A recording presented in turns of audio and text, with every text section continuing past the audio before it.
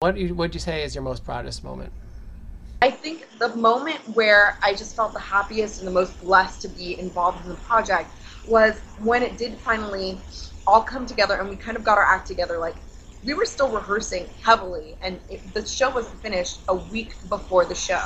It was just like we were still getting lines and the singer was still getting lyrics. And the first time we ran the show with it going as smooth as it possibly could for being our first week, I looked at it and I thought, we have something really cool here. This is going to be awesome. And it's potentially going to last a really long time. This is going to be the next really long chapter of my life after Playboy. And that was in February is when it really sunk in that I'm in the show. And that was the proudest I've ever been to be involved in anything. To see it come so far in such a short amount of time, literally in a couple months, this whole show kind of blossomed before my eyes. So that was as proud as I could have been on any project because I've been involved in every aspect along the way, which I've never been. I've heard that you judge a man by his pheromones, his scent, his natural scent. Yeah. Um, can you explain this? I don't know. How do you broach this subject? God, I made that quote when I was like 18 years old. Let me get into it a little deeper here. I feel like, God, it's embarrassing now. I'm sad that I said that because it just comes back to haunt me.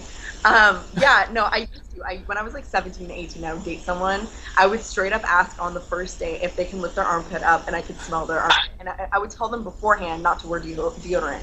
I don't do that anymore. I just feel like there's certain people that you just naturally, whatever it is, they emit an essence that you're just more comfortable with.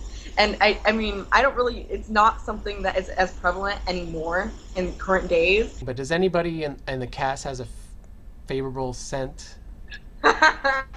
They all are drenched in different colognes and perfumes, though, so I don't know what their natural scent is. But everyone smells really good. So I wanted to talk about exciting things to do in Las Vegas, and Stratosphere has those Stratosphere rides. Have you ever braved any of those? I just recently, like a week ago, I did the bungee jumping off of the building.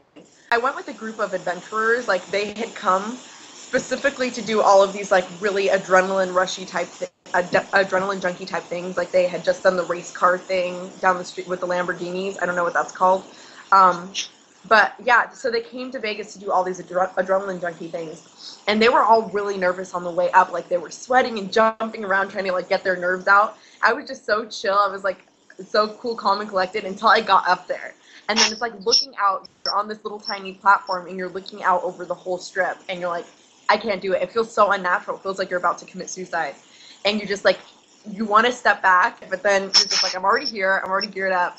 You just close your eyes. And the second that you jump, you're just enjoying the scenery. It's just that initial jump that's really horrifying. It's amazing though. Let me ask you about any other adventuring. Have you adventured anything else? Any sand duning or Hoover Dam experience or Grand Canyon? I've done all the like, my sister and my best friend are like an old like retired couple kind of deal. Like, they love doing like all those tour guides that old people are on. Like, we always go on these tours with like 70-year-old retirees. So we went to the Grand Canyon and we did that whole thing. But I'm definitely an adrenaline junkie. So there's a couple rocks that like are right on the edge of the canyon where you could just jump to your death. Literally, my ass was on the edge of the whole canyon, and if one gush of wind, I would have fallen. It was stupid. But I have those pictures, and they're really beautiful. So we asked one of our fans on Facebook what would they ask you, and I'm gonna pick one question. Susie asks, "How do you keep in shape?"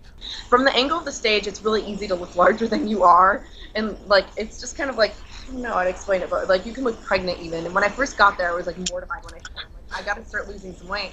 So I got with a trainer, but now I'm just like, I'm reading a couple books. Like, my friend Holly Madison just had a baby, but she's trying to get her figure back, and she's doing a lot of things.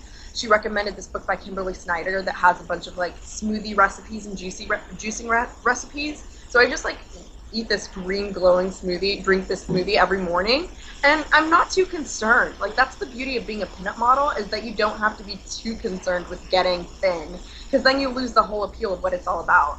Like, you're supposed to be natural, you're supposed to look curvy.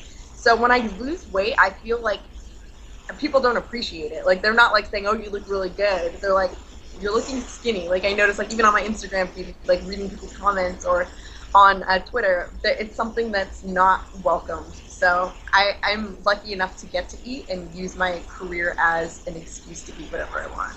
So in that regimen, I would suppose there's the Claire Sinclair burger There's the burger. at at the Roxy at Stratosphere. Yeah, it's massive. It's like I can't even put the damn thing in my mouth. It's like this big. It's Italian. Yes. What's in that thing? Because I mean, I don't think I could put. Everything, like anything that could possibly be on a burger, is definitely on the Sin City burger. So if you're having a craving for any specific type of burger, like there's like an egg on the burger, there's like a jalapeno, and that sounds kind of nasty, but it's really good. Trust me, like it's like a feast. You can eat one of those. I could for like 4 days. Like it's just like too big to finish in one serving. Like this is leftovers for an eternity. So we have a great deal on your show right now on bestofvegas.com. We got VIP seating at general admission price, and you get free tower admission, which lets you go up to the tower and see Las Vegas from the tallest point in the city. How do you like the view from there? It's the best in Vegas because it's so high up. There's nothing that overlooks the whole strip from that perspective. And if you eat at Top of the World, it goes slowly. You get to see all of Vegas from the best vantage point ever. So it's just like amazing. Well, I want to thank you for chatting with us. People can see you at the Stratosphere and catch your beautiful talents. So catch us at 10:30 Thursday through Monday every night.